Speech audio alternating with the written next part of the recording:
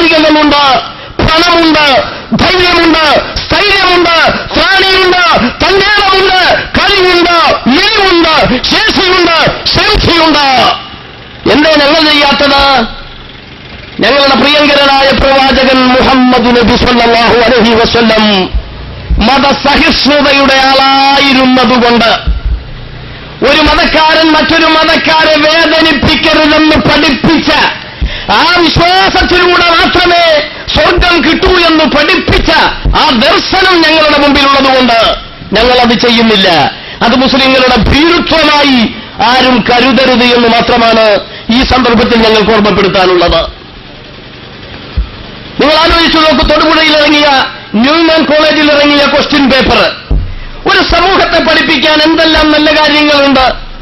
ബുദ്ധിയുള്ളവരും വിവരമുള്ളവരും പറയുന്നു, ഒരു പരീക്ഷ കഴിയുമ്പോ ഒരു പുസ്തകത്തിലെ ഒരു പേജ് വായിച്ചു കഴിയുമ്പോൾ മനസ്സ് അല്പമെങ്കിലും ഉയരണം.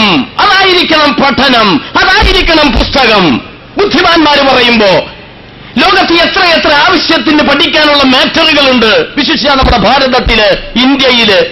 എന്നിട്ട് ന്യൂമാൻ കോളേജിലെ ക്വസ്റ്റ്യൻ പേപ്പറിൽ ക്രൈസ്തവ സഹോദരനായ സുഹൃത്ത് എഴുതി വെക്കുന്നു, അതിന്റെ 11ാമത്തെ ക്വസ്റ്റ്യനാണ്. നിങ്ങൾ കണ്ടു കാണും. ഇത്ര സംസ്കാരം നോക്ക്. ഗോഡ് ഈസ് ലവ് പറയുന്ന ആളുകളാണ്. ദൈവം സ്നേഹമാകുന്നു.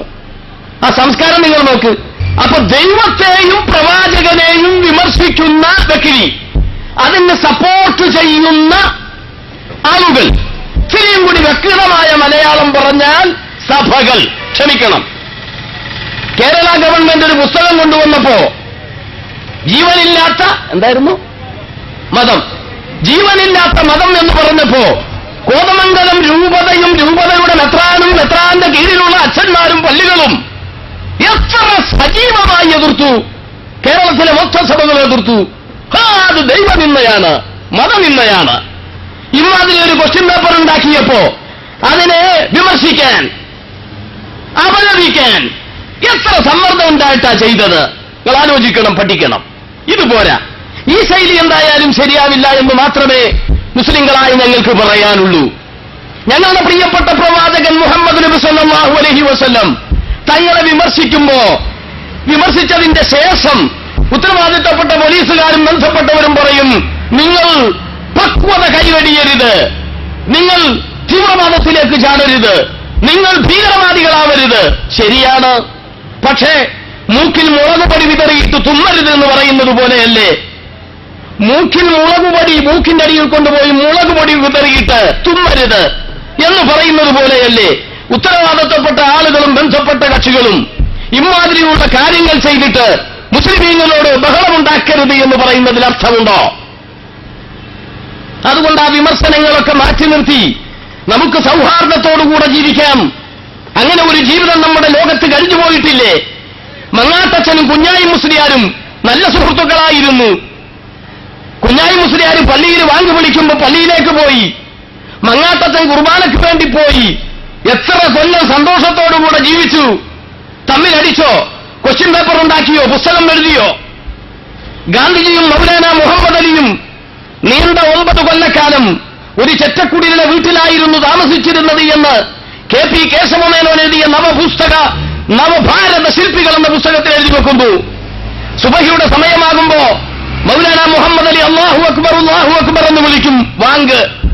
അതേസമയം ഗാന്ധിജി രാമ രാമ രാമ രാമ രാമ രാമ ഫാഹിമ, രാമഫാഹം ചേരണേ മുകുന്ദ രാമഫാഹിമ എന്ന രാമമന്ത്രം മുഴക്കി 9 കൊല്ലക്കാലം ഒരു കുടിലിൽ ജീവിച്ചു.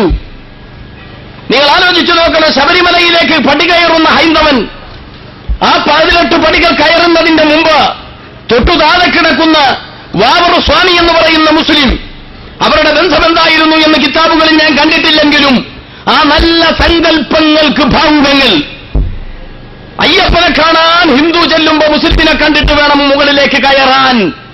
ആ സൗഹൃദവും സ്നേഹവും നിന്നിരുന്ന ഭാരതമല്ലേ? അതുകൊണ്ട് ആ നിലനിൽപ്പ് ഇവിടെ ഉണ്ടാവണം. ഇത്തരത്തിലുള്ള ജുഗുപ്സാവഹമായ തീവ്രതയേറിയ മതചിന്തയെ നിന്ദിക്കുന്ന, മതപുരോഹിതന്മാരെ അവഹേളിക്കുന്ന, മതവിശ്വാസികളുടെ ഹൃദയങ്ങളെ വ്രണപ്പെടുത്തുന്ന പ്രവർത്തനങ്ങൾക്കെതിരെ ജാതി മതഭേദമന്യേ, കക്ഷി രാഷ്ട്രീയ ഭേദമന്യേ ശബ്ദിച്ചുകൊണ്ട് ഈ രാജ്യത്തെ സമാധാനം നിലനിർത്താൻ ഭാരതീയർ ഒന്നിക്കണമെന്നാണ് ഈ സമ്മേളനത്തിന്റെ മൊത്തപ്രമേയം. മഹാനായ നബിയെ വിമർശിച്ചതുകൊണ്ട് അങ്ങ് അറ്റുപോകാൻ മാത്രമുള്ള മൂക്കല്ല ഞങ്ങളുടെ നബിയുടേത്. ആ സ്നേഹം നിങ്ങൾക്ക് അറിയണോ? ഒരുപാട് പ്രാസംഗന്മാർ പ്രസംഗിച്ചു കാണുമല്ലോ മുഹമ്മദ് നബിയുടെ സ്നേഹം. ബൈബിൾ പരിശോധിക്കുക നിങ്ങൾ. മത്തായി, മാർക്കോസ്, ലൂക്കോസ്, യോഹന്നാൻ എഴുതിയ സുവിശേഷങ്ങൾ പരിശോധിക്കുക. അതിൽ കാണാം ബഹുമാന്യനായ ഈസ നബി അലൈഹിസ്സലാം. ഈ പുസ്തകം ഒരുപാട് വിമർശനങ്ങൾ എഴുതിയിട്ടുണ്ടെങ്കിലും വളരെ ഊന്നൽ നൽകി എഴുതിയ 2-3 വിഷയങ്ങളുണ്ട്. അത് തെറ്റിദ്ധരിച്ചുപോയ സഹോദരന്മാരെ തെറ്റിദ്ധാരണ മാറ്റാൻ ഞാനത് വിശദീകരിക്കും. അതിലൊന്നാണ് അള്ളാഹ് അദ്ദേഹത്തിന് ഒട്ടും സഹിച്ചുകൂടാ. ഈ അള്ളാഹ് എന്ന് പറഞ്ഞ ആളാരാ? മൂപ്പർ മനസ്സിലാക്കിയത് മക്കയിൽ മുഹമ്മദ് നബിയുടെ കാലത്ത് ജീവിച്ചിരുന്ന ഏതോ ഒരു സാധുവാണ്. മക്കയിൽ മുഹമ്മദ് നബിയുടെ കാലത്ത് ജീവിച്ചിരുന്ന ഏതോ ഒരു പൂജാരിയായാണ് അള്ളയായി മുസ്ലിമീങ്ങൾ വിശ്വസിക്കുന്നതെന്ന്. ഈ സ്പീക്കറിന്റെ ശബ്ദം ശ്രവിക്കുന്ന ജാതിമത ഭേദമന്യുള്ള ആളുകളോട് ഞങ്ങൾക്ക് പറയാനുള്ളത്, ഞങ്ങൾ വിശ്വസിക്കുന്ന ഈ അള്ളയുണ്ടല്ലോ, അല്ലാഹു ആരാണത്? മുഹമ്മദ് നബി തന്നെ പറയുന്നു. വിവരമില്ലാത്തവൻ പുസ്തകം എഴുതിയെങ്കിൽ കേട്ടുകൊള്ളുക അനുയായികളുണ്ടെങ്കിൽ ഖുൽ പറയണം നബിയെ, ഹുവല്ലാഹു അഹദ്, അള്ള ഒരുവനാ. ലം യലിദ്, അവൻ അള്ളയെ പ്രസവിച്ചതല്ല. വലം യൂലദ്, അള്ള പ്രസവിക്കപ്പെട്ടിട്ടുമില്ല, അള്ളാനെ പ്രസവിച്ചതുമല്ല. വലം യകുൻ ലഹു കുഫുവൻ അഹദ്, അള്ളാനെ പോലോത്തതായി ഒന്നും, സാക്ഷാൽ ജഗദീശ്വരനെ പോലോത്തതൊന്നും, അഥവാ നിങ്ങളുടെ ഹൃദയങ്ങളെ കൊണ്ട് ചിന്തിക്കുന്ന ദൈവസങ്കല്പമുണ്ടല്ലോ, ദൈവരൂപഭാവം, അതിനപ്പുറത്തുള്ള ഒരു പരാശക്തിയാണ് അള്ളാഹ്. ഒരാൾക്കും വരക്കാനോ ഒരാളുടെ ഹൃദയത്തിൽ രൂപഭാവപ്പെടുത്തിയെടുക്കാനോ പറ്റാത്ത